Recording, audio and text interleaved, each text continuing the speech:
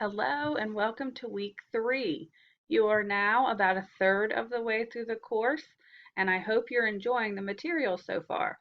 I've really enjoyed reading your discussion board post about your favorite theory or theorist because I'm always interested to see if there are any theorists that you really 100% agree with, or if there's bits and pieces of each one that you kind of agree with. I didn't tell you my favorite one before we started simply because I didn't want to influence you at all. But if I had to pick one, I am definitely one who ascribes to Vygotsky's theory. I think I've just seen it in action too much that it is important to allow children to try things on their own, but that more knowledgeable other is there to help them as they are attempting new tasks, and that's what scaffolding is all about. But again, not everyone agrees with that, and there are probably many of you that agree with parts of it, but maybe not other parts of it.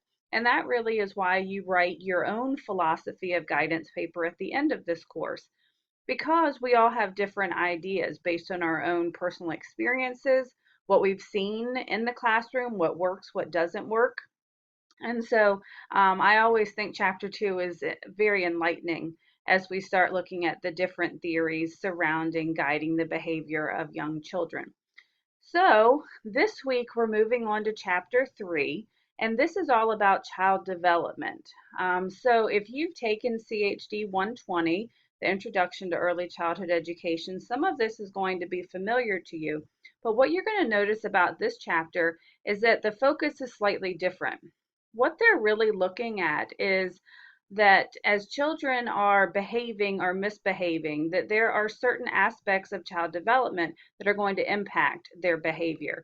The chapter talks about perception, and we all agree that children have a very different perception of how things are sometimes. And so obviously that could really have an impact on how they behave. Memory is another thing the chapter talks about.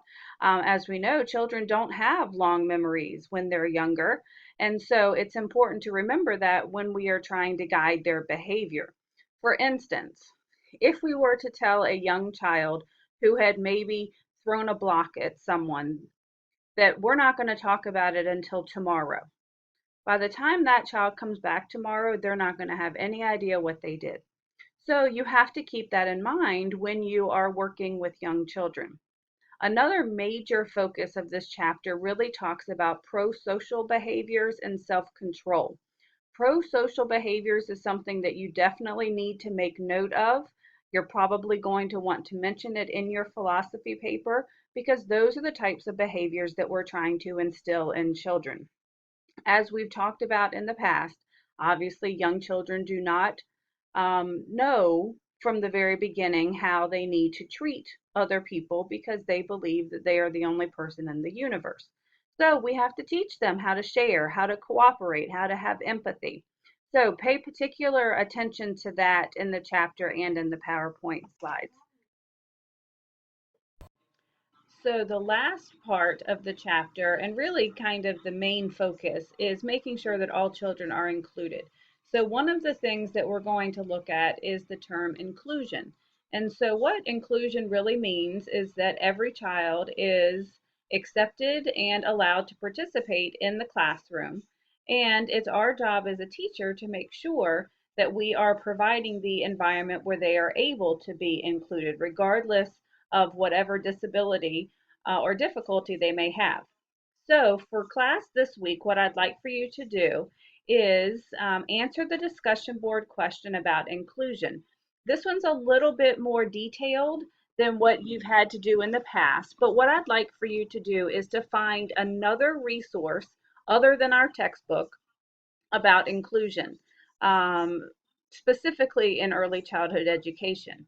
So what I would like for you to do is to find the resource, summarize it in your discussion board posting, and make sure that you also provide the citation to where you found your resource. Please try and stay away from things that are not scholarly. Wikipedia is not considered a scholarly resource, but journal articles, reputable websites ones that end in org or edu are ones that are typically going to have your best information in there.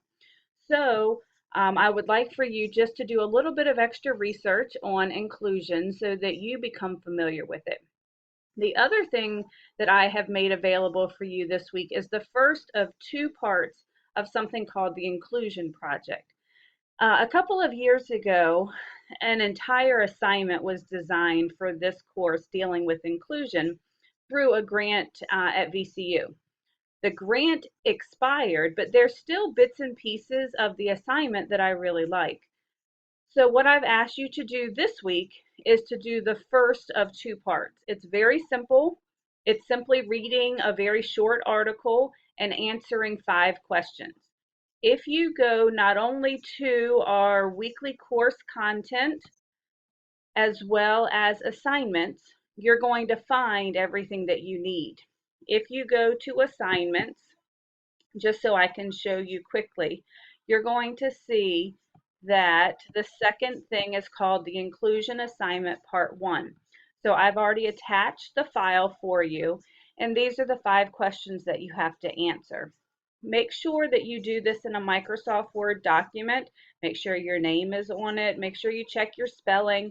But this isn't anything that's going to take you a tremendous amount of time, but I think it's a really good start to understanding how to use inclusion in the classroom.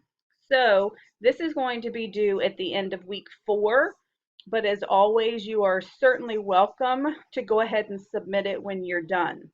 All you have to do when you go to submit an assignment, make sure that the clipboard with the pencil and the ruler are in color, and then all you do is click on the title of the assignment, and when you scroll down, you will see where you can browse your files or browse your computer to attach your assignment. Please don't use the right submission text box, simply because when you do, it changes the formatting and it puts it into one huge run-on sentence, which I'm sure is not what you wanted. So that is your first assignment. The second part of the inclusion project will come about halfway through this semester. The other thing that I wanted to show you that I put on Blackboard for you is this button called Tasks. Now, when I looked at my course schedule, I realized that I may not have done a very good job of putting due dates on there, and I will go back and fix that. But I also know that sometimes it's difficult to go back and forth between different documents and your computer. So in the tasks, you will see that I have listed all of the assignments that you're going to have for this course and when the assignments are due. Um, I think other than the scavenger hunt, all of these are going to be given to you with at least 2 weeks for you to get them done. So even though the due date may be 2 weeks from now, if you get it done, you are certainly welcome to submit it. So hopefully this will help keep things in one place for you. And so that's why I put the taskbar there for you. So I think that takes care of week 3. I look forward to reading all of your scholarly resources about inclusion. And I hope you have a fantastic week, and I will see you in week 4.